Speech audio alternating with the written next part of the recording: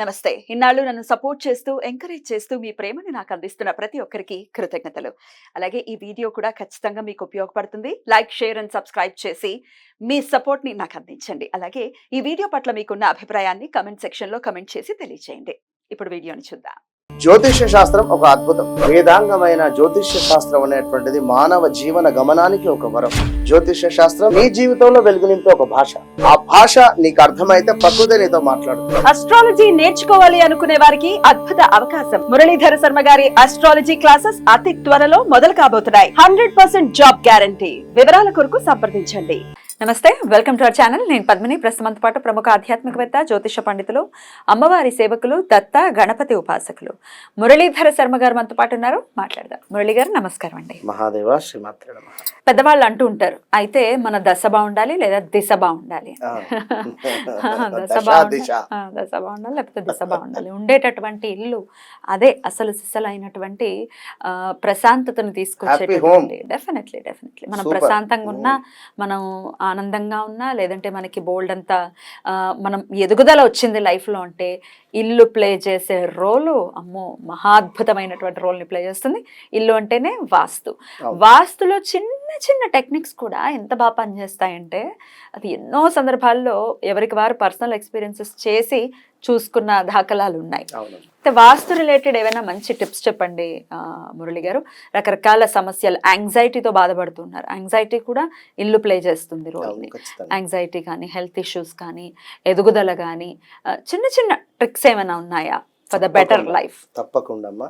ముందుగా ఈ smart remedies ఇవి చిన్న చిన్నవి కాకుండా విషయం ఏమిటంటే, ఇంట్లో ఫస్ట్ ఆఫ్ ఆల్ ఉండేటువంటి స్త్రీలు బాధపడుతూ వంట చేయడం కానీ, ఒకరిని తిడుతూ వంట చేయడం కానీ. ఇప్పుడు పిల్లలు వారికి లంచ్ బాక్స్ ప్రిపేర్ చేస్తారు, ఎవరినో ఏదో తిట్టుకుంటూ లేదా పిల్లల్ని తిట్టుకుంటూ ఈ లంచ్ ప్రిపేర్ చేసినటువంటిది కూడా తినేటువంటి వారి మీద కూడా ఇంపాక్ట్ ఉంటుంది ఖచ్చితంగా కూడా.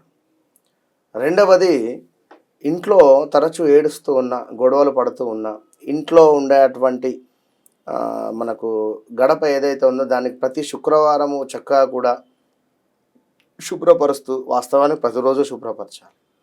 ఇలాంటివి కొన్ని అయితే ఖచ్చితంగా ఉంటుంది చేసుకోవడం.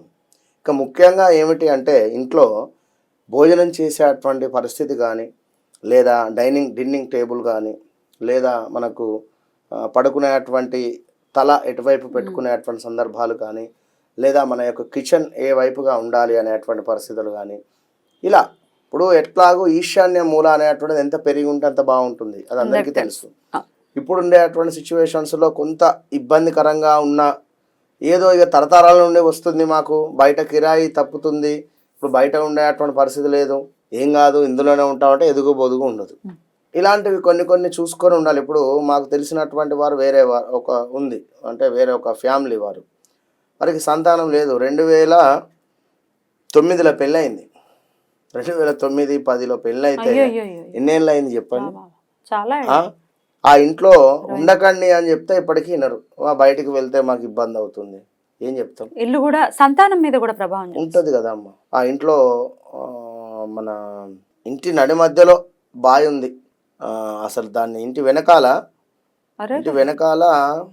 ఇక్కడ ఉండే కొంత ఇబ్బందికరంగానే ఉండేది. నేనే యంత్రం పెట్టి పూర్తి చేయడం జరిగింది. విన్నారా?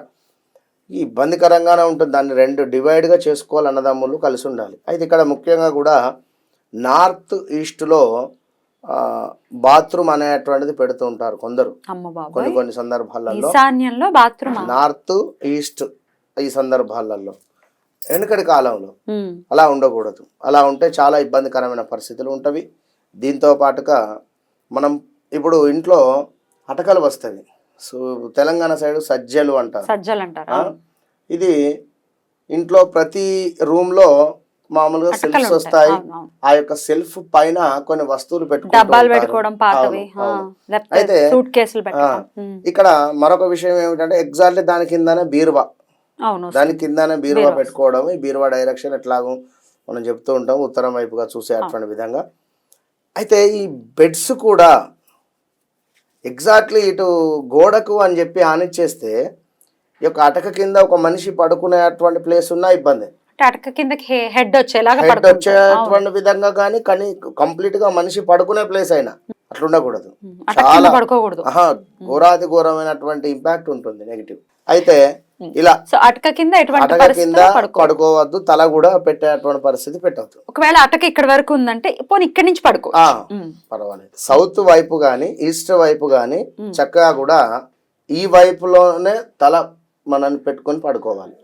మిగిలిన దిశలలో పెట్టుకొని పడుకోకూడదు. దక్షిణం వైపు తల ఉండాలి ఖచ్చితంగా, తూర్పు వైపు పెట్టుకోవచ్చు. అయితే ఈ విధంగా మనకు సౌత్ వైపు కానీ లేదా అదే విధంగా ఈస్ట్ వైపు కానీ తలపెట్టి మాత్రమే పడుకోవాలని చెప్పడం జరుగుతున్నది. మరొకటి ఏమిటి అంటే నార్త్ అండ్ ఈస్ట్ వైపు కూర్చొని మాత్రమే భుజించాలి అన్నం తినేటువంటి సందర్భాలలో. ఉత్తరముఖంగా కూర్చోవాలి, తూర్పు ముఖంగా కూర్చోవాలి. లేదు కొందరు వెయిట్ లాస్ కావాలి అని అనుకునేటువంటి వారు ఖచ్చితంగా కూడా వీరు సౌత్ అండ్ సౌత్ వెస్ట్ లో ఆ సందర్భాలలో కూర్చొని భుజించినట్టయితే తప్పకుండా వెయిట్ లాస్ అయ్యేటువంటి పరిస్థితి ఉంటుంది. మరొకటి సౌత్ ఈస్ట్ లో కిచెన్ ఉండాలి. ఎలాగో సౌత్ ఈస్ట్ మధ్యలోనే కిచెన్ ఉంటుంది ఆగ్నేయంలో. ఇంకొకటి ఏమిటి అంటే ఈశాన్య మూల ఎట్లాగో చక్కగా కూడా పెరిగి ఉండాలి అని చెప్పడం జరుగుతున్నది. ఇప్పుడు ఇందులో మనం భోజనం చేసే అటువంటి సందర్భాలలో ఇష్టం వచ్చినట్టు విధంగా కూర్చొని భోజనం చేసినా నెగిటివ్ ఇంపాక్ట్ ఉంటుంది. ఇప్పుడు మనం చెప్పినటువంటి సౌత్ వైపు కానీ ఈస్ట్ వైపు కానీ కాకుండా వేరే డైరెక్షన్లో పడుకున్నా సరిగా నిద్ర పట్టకపోవడం కానీ, లేదా నెగిటివ్ ఆలోచనలు కానీ, పీడ కలలు వస్తున్నాయి అనుకోవడం కానీ, లేదా ఇంట్లోనే డబ్బు ఇబ్బందికి సంబంధించినటువంటి విధంగా ఏదో రకంగా రావడం కావచ్చును, ఏదైనా చెప్పలేము. కనుక ఇప్పుడు ఇవి జనరల్గా కొన్ని వాస్తు పరంగా మీరు ఈ యొక్క టిప్స్ పాటించుకొని ఇంట్లో తరచూ గొడవలు కానీ ఇవన్నీ లేకుండా ఉన్నట్టయితే ఖచ్చితంగా కూడా మంచి ఫలితం మాత్రం ఉంటుంది 100%. సో వాస్తు అనేది చాలా చాలా పర్టికులర్ గా మనం చూసుకోవాలి. మీరు అన్నట్టుగా ఈశాన్యం అనేది చాలా జాగ్రత్త తీసుకోవాలి. ఫస్ట్ పాయింట్ మీరు చెప్పారు, ఈశాన్యంలో బాత్రూమ్లు ఉన్నాయనంటే ఇంకంతకన్నా ఘోరం ఉండేది. ఇష్టం వచ్చినట్టు కట్టుకుంటారు. అసలు ఇప్పుడు కూడా ఒకవేళ మనకేం తెలియకుండా ఏదో గుడ్డేదో చోల పడినట్టు అలా కట్టేసుకుంటే డెఫినెట్ గా దాని ఇంపాక్ట్ గట్టిగా తీసేయడమే కదండి, అక్కడ తీసేయడమే ఇబ్బందికరంగా కూడా ఉంటుంది. డెఫినెట్లీ. సో జాగ్రత్త వహించాల్సిన, ప్రశాంతవంతంగా ఉండి వాళ్ళకి ప్రశాంతత ఉండాలి మన వాళ్ళకని మనస్ఫూర్తిగా కోరుకుంటూ కృతజ్ఞతలండి. నమస్కారం.